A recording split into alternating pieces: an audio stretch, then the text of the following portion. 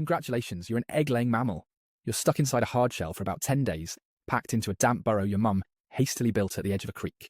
No sunlight, no fresh air, just the earthy scent of mud and whatever fungi happen to be growing nearby. Your mum, somehow both a mammal and a discount duck, runs around occasionally checking on you and your siblings. But it's not for quality time. She's just making sure you aren't eaten by a snake or squashed under her own weight. You're lucky she even remembers you exist. When you finally hatch, it's a grand reveal. If you consider being blind, bald and floppy a reveal. You look like a jelly bean that was microwaved just a little too long.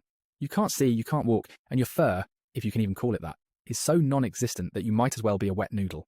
This is your life now. Better get used to it. You're hungry, but don't get excited. It's not like Mom has a nice bottle of milk ready for you. No, Platypus Mum skipped the whole nipples memo. Instead, the milk just leaks straight from her skin. It oozes out like a sponge that's been sitting too long in the sink, and you're supposed to lap it up as it pools in her fur. Delicious, right?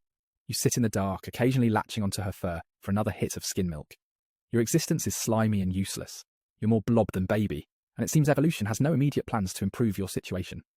Weeks go by, and the most exciting thing that happens is the slow growth of your fur. You don't even get to feel proud about it. It's just fur, something every other creature in the animal kingdom already has. And the best part? There's no one to share the struggle with. You're crammed into this burrow with your siblings, all just as clueless and bald as you. No playtime, no bonding. You're all too busy doing the one thing you know how to do, not die. Trust me, with all the things trying to eat you out there, staying alive is an accomplishment in itself. Eventually, Mum decides you're ready for the outside world. She doesn't ask for your opinion. She doesn't explain anything. She just shoves you out of the burrow like a pushy babysitter. You tumble down toward the water, mostly because gravity makes the choice for you. And then, splash. Welcome to the big leagues. You immediately discover that swimming is not the graceful, intuitive skill nature documentaries make it out to be. You try paddling, but you just sink. You panic, swallow water, and bob back up like a soggy sponge. The current drags you. And Mum, she's already swimming away, not even looking back. Thanks for the pep talk, Mum.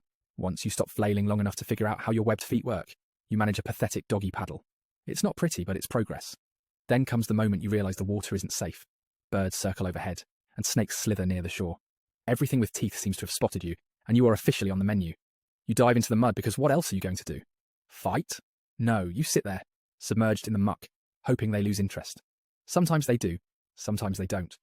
Either way, you stay still until you remember you can't breathe underwater. Then you paddle off, looking like a half-drowned leaf. Hunger is your constant companion. You try hunting, but as a platypus, hunting is less about dramatic chases through the wild and more about sticking your face in the mud and hoping for the best. You use your bill, a high-tech gadget strapped to your face, to detect electrical signals from worms, shrimp, and other tiny creatures squirming in the muck. It sounds impressive, but it's actually a lot of blind searching, sticking your head underwater, feeling around and hoping that something squiggly ends up in your mouth. Sometimes you find a worm, sometimes a rock. Yes, a rock. Do you spit it out?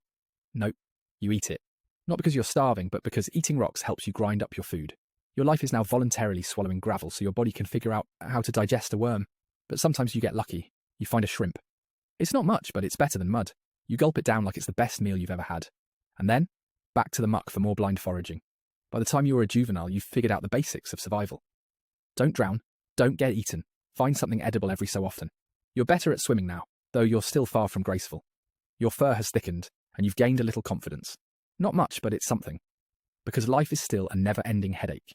Rival platypuses are everywhere, and you've claimed a small stretch of river as your own. But every other platypus seems determined to trespass on it. They slap their tails at you, the universal platypus gesture for, leave or I'll make your day worse. Fighting as a platypus isn't majestic.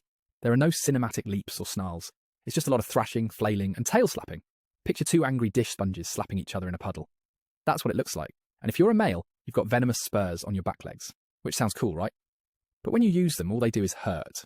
You kick your opponent, they flinch, and you both walk away with bruises and a deep sense of regret. It's not a weapon that makes you feel powerful. It's a weapon that makes you wonder why evolution even bothered. Hunger never stops. You spend hours foraging, sticking your bill into the mud, hoping to find enough food to keep you going.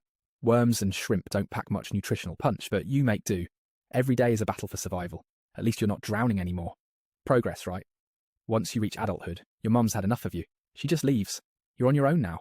No family, no friends, just you and the river. Platypus is a loners by nature, and it's not about independence or freedom. It's about survival. Every day is a loop.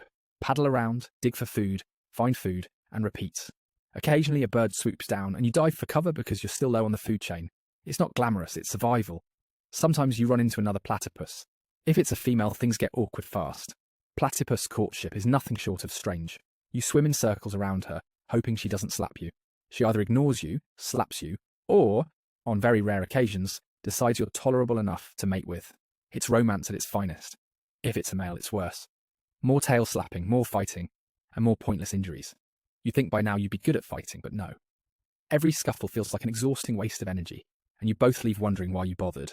By the time you hit your prime, you've managed to claim a small stretch of river as your territory. You're a decent swimmer now, not Olympic level, but you can paddle around without embarrassing yourself. You've become a pro at foraging, but life still isn't easy. Most days your territory is just a muddy patch of riverbank with some reeds and a half-decent burrow.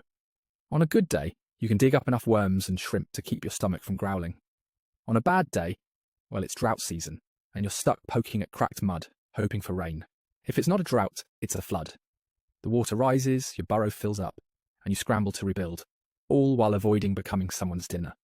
Predators are everywhere. Snakes slither around the banks. Hawks circle overhead. Foxes wander the edges of the water, all looking for an easy meal. You spend half your time hiding in the muck, hoping to stay still enough to avoid detection. Staying still is your best survival strategy. It's not exactly a power move, but it works. And then there are the humans. They've got big plans for your little river, none of which involve your survival. One day, they decide to dam it, cutting off your water supply. Another day, they show up with fishing poles, beer cans, and loud music, turning your home into a campsite. If you're lucky, they won't notice you. If you're not, you might end up tangled in a fishing net, or stuffed into a sack, destined to be studied in someone's lab. Or worse, mounted on someone's wall as a conversation piece. The cars. Humans build roads wherever they please, slicing through your habitat like they own the place. Crossing one of these roads is a death sentence. You dart across, trying to avoid becoming roadkill, but the cars zoom past, too fast for your little webbed feet. If you survive the crossing, congratulations. You get to go back to your damp, miserable burrow and do it all over again tomorrow. This is your peak. You're supposed to be at your strongest, smartest, and most capable, but instead, you're dodging predators, scavenging for food, and hoping humans forget you exist. It's not much of a peak, but it's all you've got. One day you're swimming along, minding your business, when a shadow passes overhead. You look up and there it is, a massive bird. Before you can even think about diving, it swoops down and grabs you. Just like that, you're in the air, hanging by your skin as it carries you higher and higher. You kick and twist, not because you have a plan, but because you're out of options. Somehow you slip free and fall, spinning through the air. You hit the water with a thud, like getting slapped by a river. You're alive, but only just. You float there, stunned but relieved. Lucky, you think. But then you feel something tugging at your bill. You look around and realise you've landed in a fish trap. You try to back up, but it's no use. The net's too strong and you're too tired. The water starts filling your mouth and you try slower now, but eventually, you stop. That's it. You drowned in a trap that wasn't even meant for